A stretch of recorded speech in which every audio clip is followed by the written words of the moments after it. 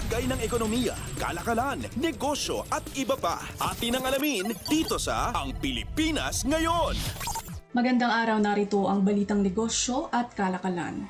Hinihimok ng Department of Trade and Industry o DTI ang mga kompanya at publiko na tangkilikin ang mga produkto ng maliliit na negosyong tinutulungan ng iba't ibang ahensya ng pamahalaan. Ayon kay Cordillera Administrative Region o CAR DTI Regional Director Lawyer Samuel Gallardo, dekalidad ang mga produktong ito. Sa katunayan anya, ilan sa mga produktong hinahanap-hanap ng mga mamimili mula sa rehiyon ang kape, tsokolate mula sa locally grown cacao at mga muebles. Mayroon ding mga souvenir item at produktong dumaan sa product development programs. Ibinibenta ang mga ito sa One Town, One Product o OTAP hubs. Ani Gallardo, nagkakahalaga ang mga gift pack ng 1,500 pesos hanggang 2,000 pesos at maaaring makapamili sa mga produktong kape, fruit jam, vegetable noodles, scented candles, wine, vinegar, organic tea, scarf o maliliit na hand-woven apparel, maliliit na handicraft items at mga pastry. Sabi ni Gallardo, mayroon silang hindi bababa sa 22,000 registered micro, small and medium enterprises o MSMEs na tinutulungan ng iba't ibang ahensya ng gobyerno upang mapaunlad ang kanilang negosyo. Mapalago ang kanilang kita at sa kalaunay, makalikha na rin ng trabaho para sa ibang tao. Ilan-anya sa mga interbensyon o training na makatutulong sa operasyon ng mga MSMEs ang estratehiya sa pagbubukas ng negosyo. Pagpapahusay ng operasyon, marketing development at strategies, packaging, licensing at permitting. Binibigay ang mga training na ito sa iba't ibang mga programa ng DTI tulad ng Kapatid Mentor Me. Pinalalakas ng DTI ang mga MSMEs dahil sakop ng sektor na ito ang mahigit 70% ng negosyo sa bansa. Lagay ng ekonomiya, kalakalan, negosyo at iba pa. Atin ang alamin dito sa Ang Pilipinas Ngayon.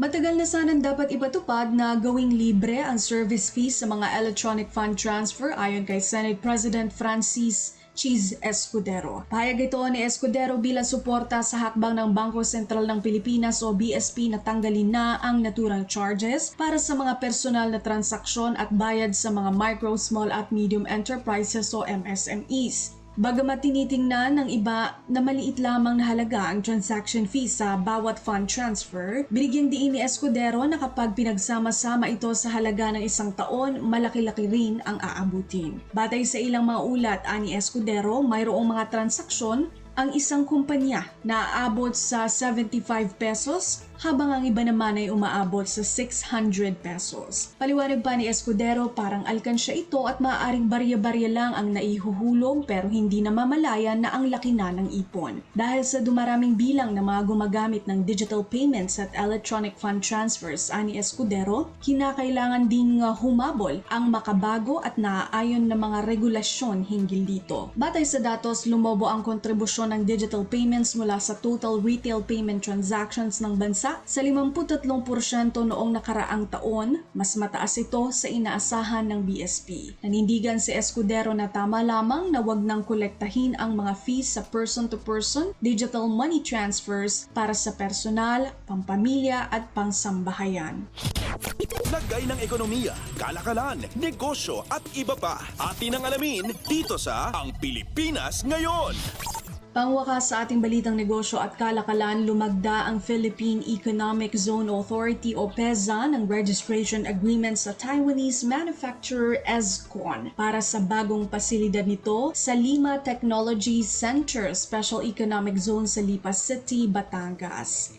Sa isang pahayag, sinabi ng PEZA na mamumuhunan ng Ezcon ng 70 milyong piso para sa pasilidad na gagawa ng high-precision optical fiber communication components, cables, connectors at iba pang kaugnay na mga produkto. Ayon sa PEZA, magsisimula ang commercial operations sa unang quarter ng 2025. Pahayag ni PEZA Director General Tereso Panga, ang pagrerehistro ng Ezcon ay pagsasakatuparan ng apela ng Pilipinas na mamuhunan ang mga dayuhang investor, partikularang mayroong mga kinalaman sa industriya ng telekomunikasyon at fiber optics. Iluluwas ang magiging production output ng EZCON sa American, European at Indonesian markets na inaasahang mayroong dagdag kada taon sa Philippine exports na aabot sa 3.14 million US dollars. Makalilika rin ang proyektong ito ng 70 direktang mga trabaho. Ayon sa PEZA, mayroong 4 na Taiwanese projects mula sa Taiwanese investors ang inaprubahan ng Investment Promotion Agency sa pagitan ng buwan ng Enero at Setyembre ngayong taon. Kabuang 634.15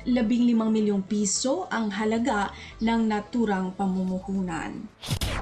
Lagay ng ekonomiya, kalakalan, negosyo at iba pa. Atin ang alamin dito sa Ang Pilipinas Ngayon. At yan ang ating balitang negosyo at kalakalan. Ito si Bea Gaza para sa Radyo Pilipinas World Service. Lagay ng ekonomiya, kalakalan, negosyo at iba pa. Atin ang alamin dito sa Ang Pilipinas Ngayon.